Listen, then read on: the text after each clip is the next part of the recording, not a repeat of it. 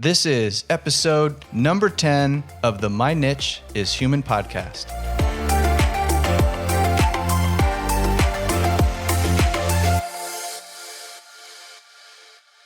Welcome back to another episode. I want to sit down and talk to you today about the idea of living vicariously.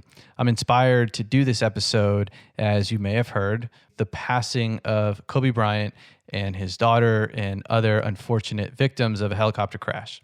Now, when I found out about this, I initially first I was in shock, then I was very upset.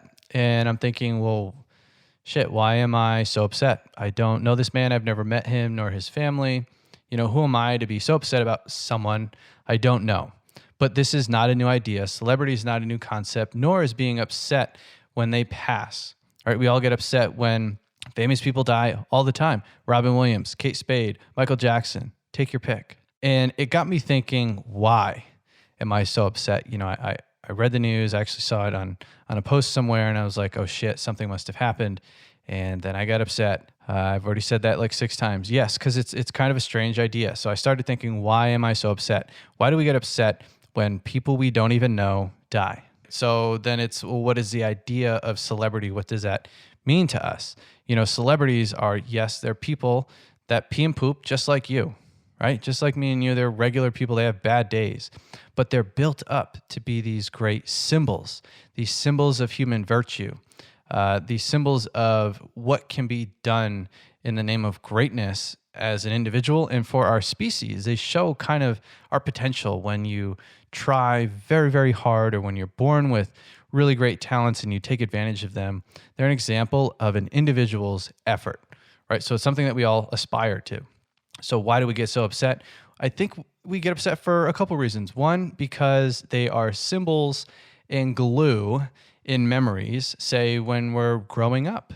So when you're growing up and you're watching sports teams, and let's say your mother or father like a sports team, and you're naturally sucked into that whole culture, right? And a lot of that is driven by individual stars that drive teams to championships. And when they win, you feel happy, and it releases endorphins, and it puts an imprint on your memory. And it's all thanks to this one individual. We owe them so much for allowing us to feel things we might not have felt otherwise, right? So whether it's sports or art or theater, or, I mean, it's all art in my opinion, but whatever it is, they have a place in our memory, in our history, and a part of us becoming who we are. So it's almost, they get a little bit of the credit.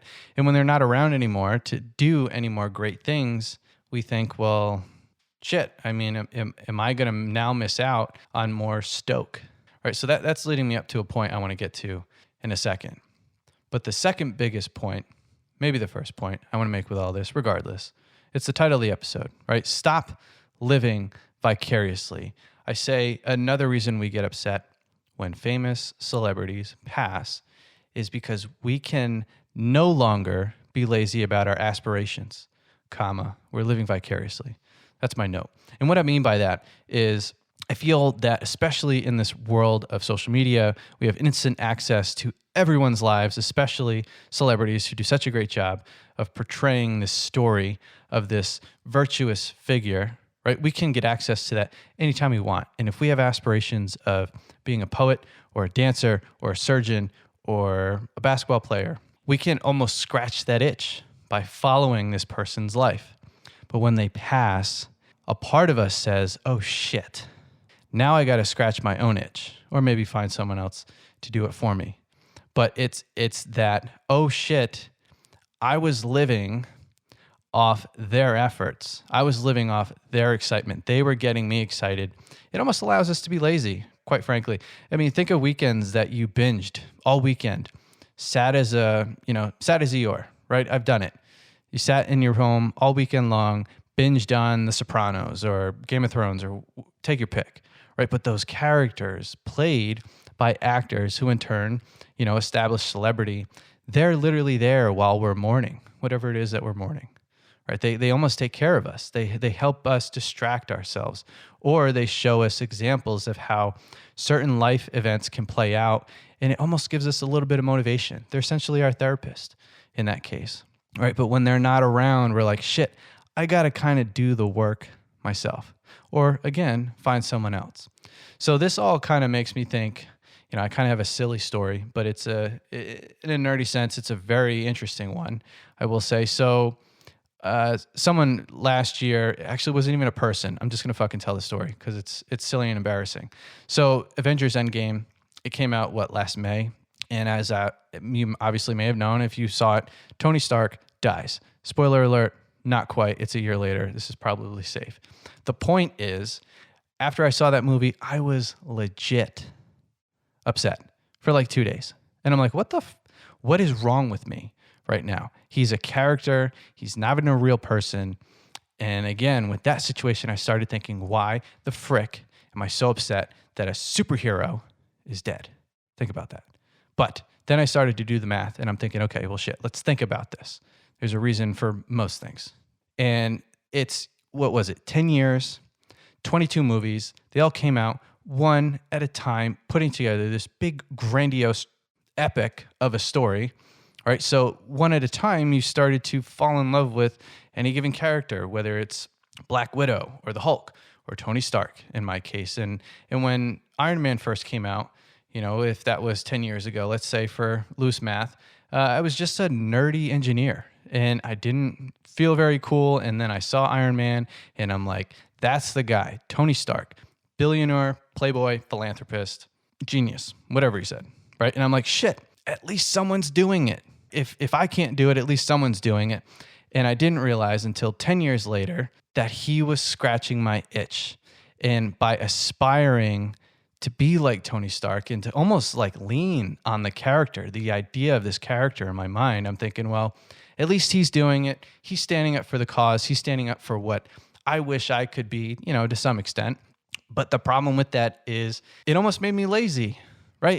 It's the thing is when you really get into mindfulness and meditation, they talk a lot about when you imagine something taking place in your mind. If you're meditating, technically speaking, your mind doesn't know the difference between you imagining it and it actually happening, which is how you can kind of invoke or stoke feelings by changing your thoughts and getting yourself to these places. So in that context, thinking, well, Tony Stark dies. Yes, I'm sad. And I kind of aspire to be that, at least half that awesome, right? You get the point. There's really no difference between a character in a movie and a real person. Yes, I understand there's a difference between real people with real lives and characters. But if you look back even to like the Roman times with these great epics of heroes or ancient Egyptians and people being painted on walls there as if they're gods. And to us, I mean, quite frankly, those are just stories with characters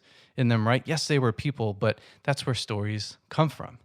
So in this story of Marvel, Tony Stark dies, I get sad. It's the image, it's the symbolism, and it's the meaning that I leaned on and almost allowed a part of myself to I kind of let that become a part of myself, and I let it check the box so that when this character died, when the story said he will no longer create good work or great art, I said, shit, now I got to do it myself. And now there's a little piece of me missing. And what am I going to do to scratch that itch? Because Tony's no longer going to do it. So whether it's Robin Williams or Kate Spade or Kobe Bryant, yes, those are very tragic stories and those are real people. And please, I'm not trying to compare a damn comic book character to real people in real tragedy. What I'm looking to do here is to stoke how you view your admiration of celebrity and fantasy and all these ideas and think about who you admire and why, and then think about what in them can you build in yourself, because they're not going to be around forever.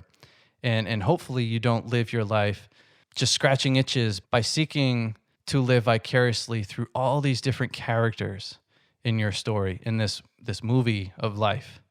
And with all that said, my condolences go out to the Kobe Bryant family and all those who passed in this tragic helicopter crash. I ask that you simply reach out to your loved ones, tell them you love them, because we obviously know life is incredibly fragile. I just saw a post by my very good buddy, Rashad Austin. Shout out to you. He posted a quote that said, "I wish people realized the blessing or how much of a blessing it is to leave your house and come back in the same day." everything's very fragile. We take it for granted. And I hope this kind of reminds you, and that's the other gift that celebrities or people that we aspire to be when they passed, their passing gift is to remind you that no matter what you have, no matter how much you have, it can all be gone in an instant. So thank you for listening. I'll talk to you real soon. Take care.